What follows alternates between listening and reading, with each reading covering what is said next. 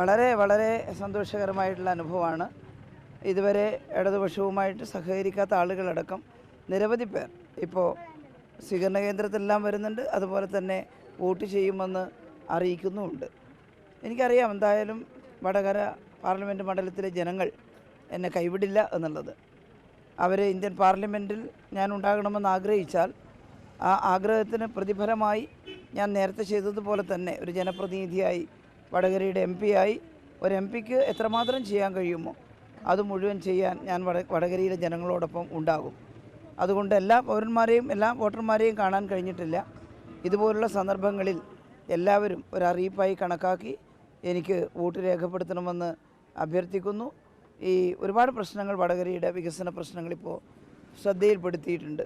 അത് ഓരോന്നും ശ്രദ്ധിക്കുന്നതിന് ഇവിടെ നിന്നുകൊണ്ട് ഞാൻ തയ്യാറാകും. അത് വടകരയിലെ ജനങ്ങൾക്കും അറിയാം. അപ്പോൾ നല്ല ഭൂരിപക്ഷത്തോടെ ഇവിടെ ജയിക്കാൻ കഴിയും എന്നത് തന്നെയാണ് ഞാൻ കരുതുന്നത്.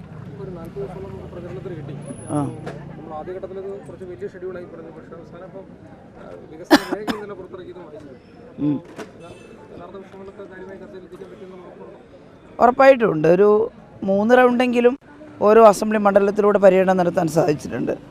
വലിയ ജനാവലിയാണ് ഓരോ സ്ഥലത്തും വന്നു ചേർന്നത്. തൊട്ടടുത്ത സ്ഥലത്ത് ഞങ്ങൾ അങ്ങനെയാണ് ഒരിടത്തുള്ള ആളുകളെ മറ്റിടത്തേക്ക് കൊണ്ടുപോകാറില്ല. ഓരോ സ്ഥലത്ത് ചെറിയ ചെറിയ സ്ഥലത്ത് അവിടെയുള്ള ആളുകൾ വന്നു ചേരുക എന്നുള്ളതാണ്. അപ്പോൾ അങ്ങനെ നോക്കുമ്പം ഒരു വലിയ വിഭാഗം ജനങ്ങളുമായി നേരിട്ട് സംവദിക്കാൻ കഴിഞ്ഞിട്ടുണ്ട്. പിന്നെ ഞങ്ങളുടെ ലഘുലേഖകളും അതുപോലെ തന്നെ സ്ഥാനാർത്ഥിയുടെ അഭ്യർത്ഥനയും അതുപോലെ ഈ പറഞ്ഞതുപോലെ മാനിഫെസ്റ്റോ ഒക്കെ ജനങ്ങളിലേക്ക് എത്തിക്കാൻ ഇതിനകം സാധിച്ചിട്ടുണ്ട്. അപ്പോൾ അത്രയും ആളുകൾ അതെല്ലാം അറിഞ്ഞിട്ടുണ്ട് എന്നുള്ളത് തന്നെയാണ് കാണുന്നത്. എത്ര കൂടുതൽ ദിവസം ഉണ്ടായാലും അവസാനത്തെ ലാപ്പിലാകുമ്പോൾ എല്ലാവർക്കും തോന്നുന്നതാണ് എല്ലാം പറഞ്ഞു കഴിഞ്ഞില്ലേ എന്നുള്ളത്. അത് സ്വാഭാവികമായിട്ടുണ്ടാകും. പക്ഷേ നന്നായിട്ട് പ്രചരണം നടത്താൻ കഴിഞ്ഞു എന്നുള്ള സംതൃപ്തിയുണ്ട്. വികസന വിഷയങ്ങൾക്കപ്പുറം മറ്റു പല കാര്യങ്ങൾ സൈബർ ആക്രമണമൊക്കെ ചർച്ചയായി. സ്ഥാനാർത്ഥിക്കെതിരെ പരാതി നൽകി സ്ഥാനാർത്ഥി നിയമ നടപടി സ്വീകരിക്കുമെന്ന് എനിക്ക് കിട്ടിയിട്ടില്ല. അതിപ്പോൾ അവസാന സമയത്ത് ജനങ്ങളിലുണ്ടായിട്ടുള്ള ഒരു വല്ലാത്ത വികാരമുണ്ടല്ലോ. ജനങ്ങൾക്ക് ഇത് എല്ലാം മനസ്സിലാവുന്ന കാര്യമല്ലേ. അതിൽ നിന്ന് രക്ഷപ്പെടാനുള്ള അവസാനത്തെ അടവാണ് പ്രയോഗിക്കുന്നത്. അതായത് ഞാനിതെല്ലാം നെഗ്ലക്റ്റ് ചെയ്യാൻ തീരുമാനിച്ചു ആദ്യം. അത് സാധാരണയായിട്ട് ഇങ്ങനെ നമ്മുടെ ഫേസ്ബുക്ക് പേജിലെല്ലാം ചിലർ കയറി മോശമായ കമൻറ്റൊക്കെ ഇടും. അത് അത്രയും ആളുകളിലേ കാണുന്നുള്ളൂ. അത് ഉപേക്ഷിക്കാമെന്ന് വെച്ചു. പക്ഷേ ഒരിടത്ത് നിന്ന് ഉൽപ്പാദിപ്പിച്ചിട്ട് ഇറക്കുന്നത് പോലെ നിങ്ങൾക്ക് തന്നെ മനസ്സിലായിട്ടുണ്ട് കാര്യങ്ങൾ. പക്ഷെ നിങ്ങൾ പറയില്ല, മാധ്യമങ്ങൾ പലരും. അതിൽ നിങ്ങൾ പക്ഷം പിടിക്കാതെ പറയേണ്ടതാണ്. ഞാനിപ്പോൾ സംസാരിക്കുമ്പോൾ പറഞ്ഞല്ലോ, മാതൃഭൂമി ഓൺലൈൻ പേജ് സൃഷ്ടിച്ചുകൊണ്ട് അതിനകത്ത് ഞാൻ പറയാത്തത് കേരളത്തിലാകെ ലവ് ജിഹാദ് ശൈലജ ടീച്ചർ ഇതെന്തിനു വേണ്ടിയാണ്? ഏതെങ്കിലും ഒരു പ്രത്യേക വിഭാഗത്തിൻ്റെ വോട്ട് ആകർഷിക്കുന്നതിന് വേണ്ടി എൻ്റെ പേരിട്ട് നുണ പറയുക നമുക്കെങ്ങനെയാണ് നിഷേധിക്കാതിരിക്കാൻ സാധിക്കുക? എനിക്കെൻ്റെ അഭിപ്രായമില്ലേ അതിൽ? ഞാൻ പറഞ്ഞിട്ടില്ലേ, ചർച്ചകളിലൊക്കെ ഞാൻ പറയുന്നതല്ലേ. അപ്പോൾ ഒന്നത് ഇനി കാന്തപുരം EP അബൂബക്കർ മുസ്ലിയാരുടെ ലെറ്റർ ഹെഡ് കാന്തപുരം ഉസ്താദിനെ അദ്ദേഹത്തിൻ്റെ ഒരുപാട് അനുയായികൾ ഇവിടെയില്ലേ, തെറ്റിദ്ധരിപ്പിക്കുന്ന രീതിയിൽ അദ്ദേഹം പറഞ്ഞു എന്ന് ഞാൻ വിളിച്ച് ചോദിച്ചു. അപ്പോൾ പറഞ്ഞു അത് തെറ്റാണ്, ഞങ്ങളുടെ വ്യാജമായിട്ട് പേജ് എടുത്തിട്ട് അങ്ങനെ ചെയ്യുന്നതാണ്, ഞങ്ങൾ നിഷേധക്കുറിപ്പ് കൊടുക്കുകയാണ്. അവർ കൊടുത്തു, ഞങ്ങൾക്കിതുമായിട്ടൊരു ബന്ധവുമില്ല, ഇത് തെറ്റാണ്, വ്യാജമാണ്, ഫേക്കാണെന്ന് പറഞ്ഞു. അപ്പോൾ എന്തില്ലാന്നാണ് നിങ്ങളിപ്പോൾ പറയുന്നത്? അത് കൊടുത്തു. പിന്നെ റിപ്പോർട്ടർ ചാനലിൽ നിങ്ങൾ കണ്ടില്ലേ, ഡോക്ടർ അരുൺകുമാറുമായിട്ട് ഒരു ഇൻ്റർവ്യൂ നടത്തിയപ്പോൾ ഞാൻ പറഞ്ഞതിൻ്റെ നേരെ വിപരീത അർത്ഥത്തിൽ ആ ഇൻ്റർവ്യൂവിൻ്റെ ഒരു കഷ്ണം എടുത്തിട്ട് തെറ്റായി പ്രചരിപ്പിച്ചു. ഞാൻ പറയുന്നതിന് മുമ്പ് ഡോക്ടർ അരുൺകുമാർ പറഞ്ഞു ഇത് അധാർമികമാണ്.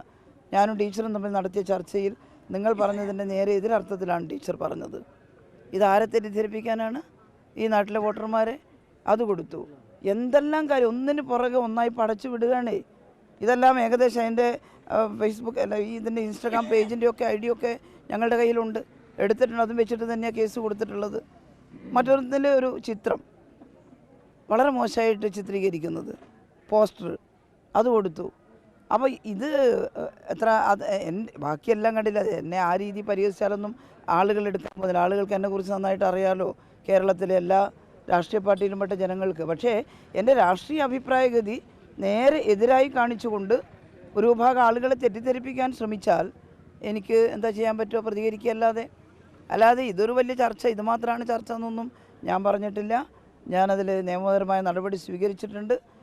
അത് അന്വേഷണം ഇപ്പം 2-3 പേരുടെ പേരിൽ അന്വേഷണം നടന്നു, അന്വേഷണം തുടർന്നുകൊണ്ടിരിക്കുന്നുണ്ട്. അതങ്ങനെ വന്നപ്പോൾ അതിൻ്റെ അകത്തുനിന്ന് രക്ഷപ്പെടാൻ വേണ്ടി ഇപ്പം എന്തൊക്കെയോ ഗിമ്മിക്ക് കാണിക്കുകയാണ്. മാപ്പ് പറയണം എന്നാണ് UDF സ്ഥാനാർത്ഥി ആവശ്യപ്പെടുന്നത്. എന്നെ ഇത് അത്രയും ചെയ്തിട്ട് എന്നെ ഇങ്ങനെ ബഹുജന സമക്ഷം അല്ലാതെ ആക്രമിച്ചിട്ട് ഞാനാണോ മാപ്പ് പറയേണ്ടത്? UDF സ്ഥാനാർത്ഥിയുടെ പേര് അനാവശ്യമായി വലിച്ചിഴച്ചു എന്നൊക്കെയാണ് പറയുന്നത്. അതെ, വിഷയത്തിൽ എന്താ മോനെ ഇത് വേണ്ട, മോനെ തണുത്ത വെള്ളം വേണ്ട. ഇല്ല, ഞാൻ സൈബർ ഇടത്തില് അങ്ങോട്ടും കേസുകളുണ്ട്. പോലീസിൽ കോൺഗ്രസിന്റെ ലീഗിന്റെ പ്രവർത്തനമുണ്ട്.